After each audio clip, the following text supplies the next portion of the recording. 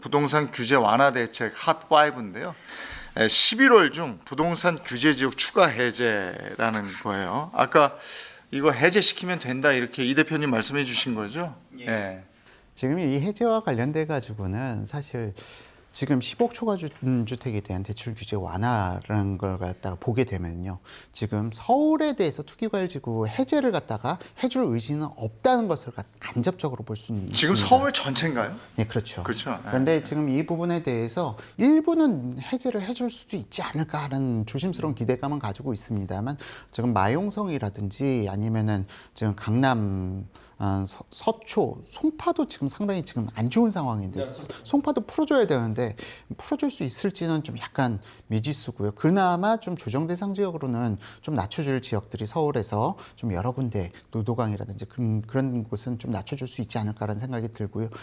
경기권에서는 지금 뭐 일기 신도시가 돼 있는 분당이라든지 그런 부분을 제외하고는 대체적으로 조정 대상 지역에서 해제되지 않을까라는 생각도 듭니다. 투기 과열 지역, 조정 지역 뭐 이렇게 나뉘어져 있는 거죠. 조정 지역에서 해제가 되면 글쎄 어떤 이점이 있는 겁니까? 매매에서, 거래에서, 부동산 거래에서. 이제 대출에 대한 부분들이 아무래도 이제 풀리는 좀 더 풀리는 거고요. 근데 지금 대출이 풀려도 대출 금리가 그러니까 이게 이제 부동산 시장의 큰 사이클을 보게 되면 부동산 시장이 좋을 때는 규제 정책을 펼치고요. 부동산 시장이 안 좋을 때는 완화 정책을 펼쳐요. 그렇죠. 그리고 지금은 이제 이미 하락이 시작이 됐기 때문에 완화 정책을 앞으로 저는 빠르게 해야 된다고 봐요. 정부에 적극적으로. 근데 그렇게 해도 시장이 금방 살아나지 않습니다. 제 기억에도 아마 주택 경기가 안 좋을 때 네. 주택 경기 활성화 대책이 열 몇 번 지난번에 왜 네.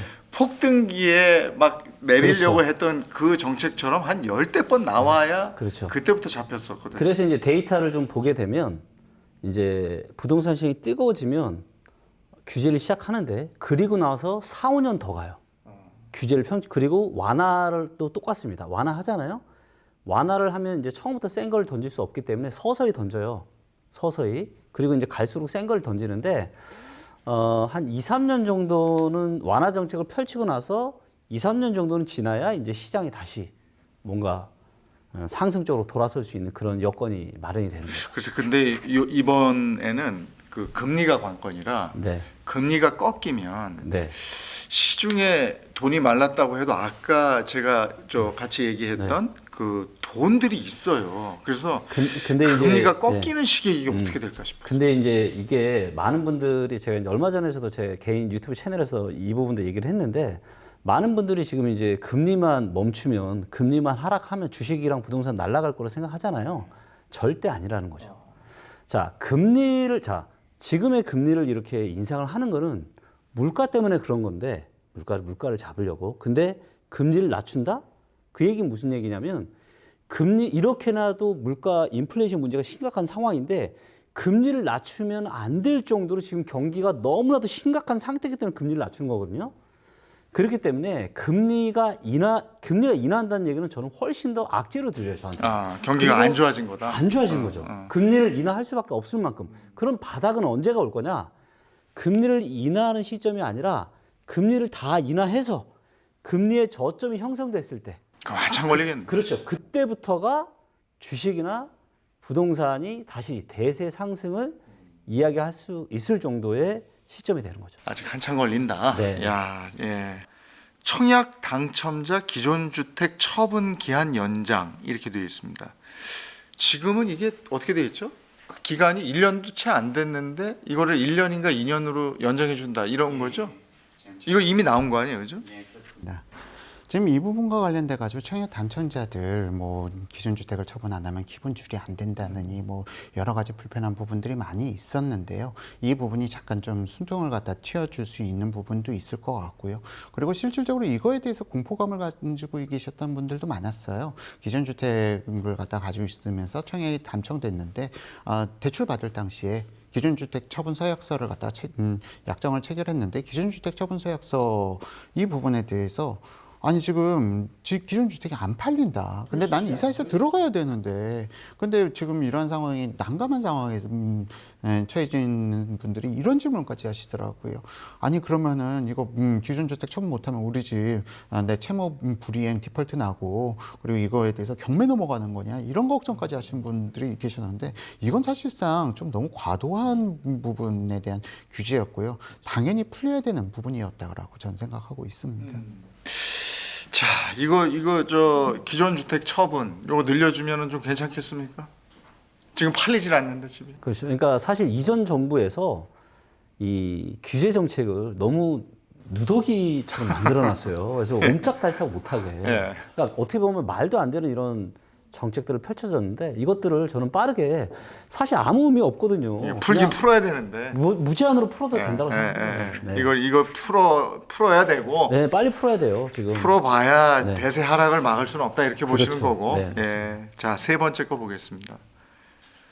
이게요, 이제 중도금 대출 보증 확대 이 부분인데 이게 대출에 대한 얘기가 지금 나올 때마다 제가 생각하는 부분도 그렇고 많은 분들도 아니 금리가 이렇게 높은데 대출을 풀어줘서 내가 그 돈만큼 대출을 할 수 있게 해서 갚을 거 생각하면 내 엄두가 안 난다 이런 얘기인데 그 부분에 대해서는 어떻게 생각하십니까? 실질적으로 제가 현업에 있을 때 분양시장에서 중도금 대출을 갖다가 이자 후불제로 하느냐 아니면 무이자로 하느냐 그런 것만 가지고도 분양성 성과가 많이 예전에는 달라졌거든요. 중도금 무이자 많았죠. 예, 그렇죠. 네. 무이자가 들어선 게 사실은 2006년, 7년까지만 해도 무이자가 거의 없었죠. 근데 8년 이후에 9년, 10년 부동산 경기가 무너지기 전에 건설사들이 먼저 무너지기 시작합니다. 건설사 지방 미분양 적체 부분이 2008년부터 이슈가 되기 시작했어요. 사실 그러면서 건설사들이 더 이상 유동성 문제 때문에 할인 매각을 갖다 진행하는 단계가 왔었고 그때부터는 거의 뭐 중도금 이자 후불제가 없어지고 모든 분양들이 무이자로 바뀌어가게 됩니다. 그리고 나서 이 이후에 이자 후불제가 다시 슬금슬금 나오기 시작했던 것이 2014년, 15년 들어서면서 그때부터 다시 중도금 대출 무이자가 이자 후불제로 바뀌어가는 과정도 거쳤는데요. 사실 중도금 대출이라는 거는 정말 상당히 큰 의미를 가지고 있습니다. 기존 주택도 지금 9억 초과 지금 미분양 서울에도 미분양이 있다 이야기하는 부분들이 사실은 다 9억 초과 부분이거든요. 이러한 부분에서 사실 이 물량들이 10여까지 허용해 준다고 하게 되면은 지금 현재에서 바로 급격하게 시장에서 영향이 없을지라도 분명히 현장에서 현업에서 분양 대행업을 하고 계신 분들 입장에서는 상당히 커다란 호재로 느낄 수밖에 없고요. 이 물량들은 상당히 그 분양 시장에 있어서는 좀 큰 악재가 그나마 좀 줄어들었다. 특히 둔촌주공 같은 경우도 좀 약간 고민이 될 부분이긴 한데 사실 중도금 대출 보증도 그 12억도 사실은 조만간은 폐지돼야 한다. 사실 잘 생각해 보면요, 대출을 갖다 많이 받을 수 있는 사람들이 오히려 신용 여력이 높은 사람들이거든요. 비싼 주택을 살 수 있는 사람들이 더 고신용자고. 그렇기 때문에 이것도 자유시장 경제 체제에는 맞지 않고요. 중도금 대출 보증에 대해서 이 부분은 전면 다 풀려가는 게 올바른 길이라. 그리고 아까 잠깐 말씀해 주셨습니다만 지금 건설사들이 굉장히 어렵다고 그래요. 근데 이 부분하고 맞물려 있는 거 아니면 건설사가 어려우면은 그 PF라고 그럽니까? 그런 걸 일으키기도 어렵고 그렇다 보면은 이게 중도금 무이자니 뭐니 이런 게 힘들지 않겠습니까? 그러니까 지금 이제 부동산 시장의 하락이 개인뿐만이 아니라 이제는 부동산 관련한 기업들, 그다음에 금융회사에까지 지금 악영향을 미치고 있잖아요. 여기에 이제 관건이 이제 미분양인데 지금 미분양이 계속 지금 최근에 발표된 데이터만으로도 지금 8천 채가 훨씬 넘는 지금 미분양이 증가를 했는데 그건 이런 부분들이 이제 어떤 부동산 관련한 기업들한테는 원가는 계속 올라가고 아파트 짓는 재료비나 인건비는 올라가서 원 재료비는 많이 들어가는데 물건이 팔리질 않으니까 기업으로 보면 지금 재고만 쌓이고 있는 거거든요. 그렇기 때문에 이런 부분들을 정부에서도 알고 아마 이제 이런 어떻게 보면 대출 규제나 이런 완화 정책들을 계속 펼치고 있는 것 같은데 또 아이러니한 부분들은 이제는 이제 워낙 시장 상황이 안 좋다 보니까 누구도 이제 유동성을 공급을 안 하려고 한다라는 거죠. 어떻게 보면 사업성이 정말 좋은 둔촌주공 같은 경우도 이번에 겨우 지금 KB를 통해서 지금 차원을 했잖아요. 네, 그러니까 그보다 못한 지역들은 이제 훨씬 더 쉽지 않을 것 같습니다. 네. 이 부분이 지금 건설사와 관련돼 가지고는 과거의 상황과는 좀 다릅니다. 과거에는 이미 사고는 쳐놨어요. 건설사들이 사고를 쳐놓고 지금 이제 이게 분양이 안 되다 보니까 갑자기 준공이 됐는데 준공 후 미분양률이 막 50%씩 나오고 60%씩 나오고 준공 후 미분양 적체가 상당히 심각했거든요. 근데 지금 상황은 정반대예요. 아예 착공을 못하게 생긴 겁니다.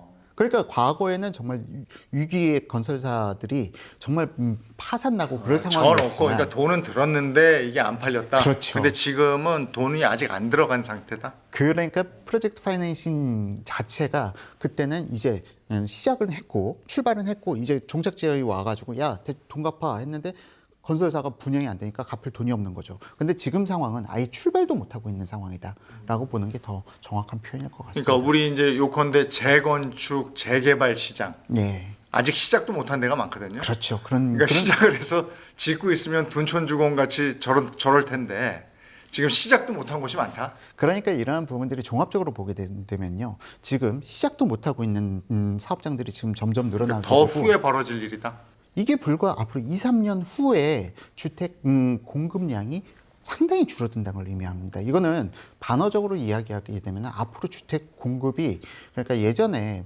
지난 정권에서 초기에 분양가 규제라든지 아니면은 그 재건축 재개발 규제라든지 대폭 늘리면서 정권 4년 차, 5년 차가 됐을 때는 더 이상 입주 물량이 없어가지고 상당히 고생을 하지 않았습니까? 근데 지금 또 다시 그 상황이 반복된다는 거예요. 지금은 뭐 정부의 규제가 아니라 시장의 상황에 따라서 건설회사들이 공급을 못하다 보니까 이제 3년 차, 4년 차 되면 또 심각한 상황이 발생될 수 있는 거죠. 자, 두 번째 거 보겠습니다. 무주택자 LTV 50% 완화. 이거 LTV 또 뭐 있죠? DTI. 이거 들어가면 이제 전문가 영역이 돼 버리던데 이게 무슨 의미예요? LTV 50%로 완화. 이거 한번 풀어줘 보실까요? 그러니까 LTV라는 건 이제 론투 밸류라고 해서 예를 들어 뭐 집값이 10억이다. 그러면 이제 10억에 50%까지 네, 반만 해주겠다. 뭐 해주겠다. 네, 뭐 이제 이런 이야기인 네, 거죠. 그래서 네. 아무래도 이제 대출을 좀 더 많이 해주면 네. 사람들이 이제 집을 좀 더 이제 더 살 수 있는 여력이 생기는 거니까. 옛날에 이게 80%까지 가지 않았어요? 그래. 박근혜 정부 때 풀어주면서 그런 시기가 있었고요. 지금은 몇 %예요? 요걸 50%로 완화해 주겠다는 거 아니에요? 네. 지금 네. 지역마다 조금씩 다르잖아요. 투기과열지구 같은 경우는 지금 9억 이하 40% 그리고 9억 초과분에 대해서는 추가분에 대해서 20% 그렇게 규제가 되고 있고요. 조정 대상 지역에 대해서는 50% 9억 초과에서는 30% 그렇게 진행이 되고 있는데 지금 사실상 이런 LTV 사실은 중요한 부분이 이 LTV 완화는 사실은 큰 의미가 없다. 왜? DSR에 가로막혀 있다 보니까 이러한 부분에 대해서 의미가 없다라는 이야기가 나오는데 사실 DSR도 상당히 이 부분이 이거는 좀 디테일하게 들어가 봐야 돼요. DSR과 관련돼 가지고는 타격을 받는 층이 분명히 존재하고 존재하지 않는 층이 DSR이 있습니다. 뭔지부터 알려주셔야 될 것 같아요. 그러니까 내가 버는 돈, 갚을 능력이 되는 그 구간을 얘기하는 거죠. 과거에는 아파트 LTV DTI는 그 담보 물건에 해당되는 것만큼만 실질적으로 못으로 잡고 대출을 갖다가 규제를 했었는데 사실 DSR 같은 경우에는 지금 현재 총 부채를 갖다가 나눠버리기 때문에 대출받을 여건이 확 줄어들게 되는 내 월급이 거죠. 300만 원인데 그 다달이 들어갈 이자가 막 200 몇십만 원 되고 이러면 살 수가 없으니까 그렇죠. 그거 규제한 거잖아요. 그렇죠. 그런데 이 DSR 규제라는 부분과 관련돼 가지고 사실상 부동산 시장과 관련돼서 이 DSR 규제가 가장 커다란 문제가 뭐냐? 사실은 지금 요즘 뭐 영끌족 20, 30대가 뭐 지금 집을 갖다가 매수한다. 영끌족들의 바잉 파워가 세다라고 이야기하지만 사실 과거에 저희 세대까지만 하더라도 맞벌이 부부가 그렇게 많지는 않았었어요. 그런데 지금 최근에 세대들은 맞벌이를 안 하는 가구를 찾아보기 힘듭니다. 그런데 지금 세대들이 오히려 저희 연령대의 세대들보다 가구 소득이 더 높아요. 서로 같이 맞벌이를 하다 보니까 그러다 보니까 바잉파워도 상당히 강해진 거고요. 사실 DSR도 이걸 갖다가 공동 50% 남편 명의 50% 와이프 명의 50% 하게 되면은 DSR이라는 부분도 과거 혼자서도에 비해서 좀 더 많이 받을 수 있는 부분이 있습니다. 그런데 문제는 여기서 갈아타기를 하려는 분들은 지금 문제가 생겼어요. 지금 내가 20평대에 살다가 30평대로 갈아타고 싶어. 그런데 과거에는 내가 DSR 발표되기 이전에 규제 나타나기 전에 난 주택을 매수해 놨어. 그런데 내가 이제 갈아타기를 하고 싶은데 이제 이사 가려고 하면은 기존에는 DSR 적용 안 받은 원리금을 갖다가 갖고 있었는데 DSR 규제 때문에 대출이 안 나와버린 거예요. 그렇기 때문에 지금 이거는 DSR 때문에 문제가 거주 이전의 자유가 박탈되어 버렸다는 겁니다. 그래서 사실은 지금 시장이 더 침체가 되고 있는 LTV뿐이 아니고 DSR 다 풀어줘야 된다 이런 말씀이신 거죠? 그렇죠. DSR은 풀어주긴 해야 되는데 사실 얼마 전에 영국의 총리가 사임했던 그런 사태들도 우리가 반면교사 삼아야 될 부분도 있기 때문에 DSR을 지금 금리 인상기에는 풀어주긴 좀 쉽지는 않을 거라고 좀 보고 있습니다만 지금 실질적으로 주택시장이 왜 이렇게 거래량이 없는가? 갈아타기 불가능. 그리고 또한 신규 그러면은 그리고 투자자들은 취득세 중과세 부분이 아직 이 부분으로 인해서 조정 대상 구역이 풀려야 되기 때문에 이러한 부분 때문에 종합적으로 지금은 실수요자만 살 수 있는. 그래도 사실 이런 부분은 내가 집을 살려고 해도요. 이걸 다 풀어줬어. DSR까지 풀어줬어. 근데 내 월급이나 소득 수준이 얼마 정도 되는데 지금 이자가 이 정도인데 이걸 그 선뜻 집을 사가지고 정말 그 집 등에 이고 살 수 있는 상황은 아니기 때문에 이 대출 이걸로 해결될 건 아닌 것 같고. 네, 이게 사실은 재밌는 부분이 2016년, 17년, 2014년, 15년, 16년 이 시기에는요 전세값 폭등 때문에 사람들이 못 살겠다라고 집을 갖다가 매수하던 시기였습니다. 그 당시에는 그래도 매수하기가 너무 좋았던 게 전세가율이 뭐 70%대 안팎이었으니까 많은 것은 80%까지도 갔었거든요. 5억 하는 집이 전세가가 4억이니까 1억만 더 주면 집을 살 수 있는데 사람들이 집을 안 사던 시기였던 건데 이러한 비정상적인 상황이 급속도로 해소되면서 2017, 18, 19, 20의 폭등이 만들어졌다고 한다면 지금은 또 재밌는 부분이 집 가진 사람들만 걱정하고 있는데 사실은 지금 급격하게 월세가가 상승하고 있다는 부분입니다. 지금 전세가는 떨어지잖아요. 네, 그러니까 지금 보게 되면요, 전세자금 대출을 갖다가 받는 부분에 대해서 이자가 세다 보니까 사람들이 대출을 상환하고 월세집을 찾는 거예요. 그게 더 저렴하기 때문에. 그런데 지금 월세가 상승이 끝난 게 아니라 지금 현재에서 끝나져 머물러 있는 게 아니라 계속 상승이 되고 있다는 거죠. 그러면은 지금 현재 수준에서는 아직까지 은행 금리를 갖다가 월세가 따라잡지 못하고 있지만 조만간 따라잡을 겁니다. 거기 이제 집주인이 그 맞추거든요. 비슷하게. 그렇죠. 네, 월세 올린다고요. 사실은 더 올라가야 정상이에요. 아 그래요? 원래는 더 정상적인 그 상황이면 월세 사시는 분들한테 혼나실 얘기를 하세요. 그게 시장 원리적으로 이야기하자면요. 그게 안 되면 누가 집을 가지고 있겠습니까? 그럼 임대사업을 안 하겠죠. 임대사업자가 줄어들게 되는 거죠. 임대사업자가 줄어들면은 월세 수요는 더 늘어나기 때문에 월세가는 더 폭등하게 되는 겁니다. 이거는 그러니까 감정적으로 볼 게 아니라 시장 논리에 따라서 보게 되면은 월세가는 종국에는 금리보다 훨씬 금리에 맞춰 간다. 더 올라갈 거예요. 그러면 또 그때 되면 또 다시 전세로 또 바뀌겠네요. 그렇죠. 그 시장 그 전환이 오래 걸리지는 않을 것 같아요. 지금 건산연에서도 어제 그 연구 자료가 발표된 부분 보게 되면요, 건산연에서도 내년 전세가는 상승할 것으로 보고 있습니다. 지금 그 원인에 대해서 보게 되면은 지금 여기서 더 이상 임대인이 늘지 못하고 있는 사태, 이런 상황들도 종합적으로 봐야 될 거라고 보고 있습니다. 자, 첫 번째 거 볼게요. 첫 번째는 15억 초과 아파트에도 주담대 허용. 이게 나온 거잖아요. 이렇게 하겠다는 거잖아요. 그죠? 네. 이 부분도 한번 짚어주실까요? 이렇게 하면 되겠습니까? 15억 초과 아파트에 주담대 허용. 이것도 역시 대출 관련해서이기 때문에 금리 때문에 이게 지금 다 금리하고 연동이 돼 있어요 지금. 그렇죠. 네. 그래서 아마 이걸 풀어도 거의 아마 물론 이제 개인이 부담스러우니까 이게 왜냐하면 네. 집이 오를 것 같으면 네. 이렇게 하면은 뭐 빚을 내서라도 살 텐데 지금 집이 떨어질 것 같으니까 이 금리가 부담스러운 거 아니에요 지금. 너무 부담스럽죠. 그리고 이제 사실 10억 초과 정도의 아파트를 살 정도면 그래도 좀 자금적으로 여유가 좀 있으신 분들이잖아요. 그래서 아예 이제 대출을 안 풀었을 때보다는 조금은 뭐 시장 이런 어떤 거래 측면에 네. 조금은 도움이 되겠지만 뭐 그래봐야 거의 뭐 세 발의 피 수준이 아닐까 생각합니다. 네. 만약에 이걸 풀어주면은 이거 혜택을 받을 정도의 그 아파트는 꽤 비싼 아파트인데 그죠? 지금 15억 초과 아파트의 주담대 허용 문제는요. 지금 사실 이게 좀 이걸 재밌다는 표현을 쓰긴 그렇지만 지금 하락하고 있다라고 하는데 주택 가격이 지금 하락하고 있는 가장 많이 하락하고 있는 게 5구 스퀘어미터라고 해서 20평대 아파트들이 제일 많이 하락하고 있습니다. 그 다음이 10평대, 우리 17평, 18평, 투룸짜리 그런 주택 아파트들이 지금 두 번째로 많이 하락하고 있고요.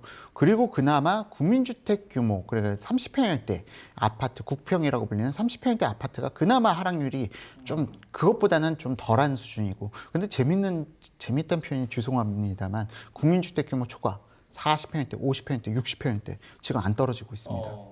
지금 여기가 지금 다들 그 15억 초과 아파트 구간이거든요.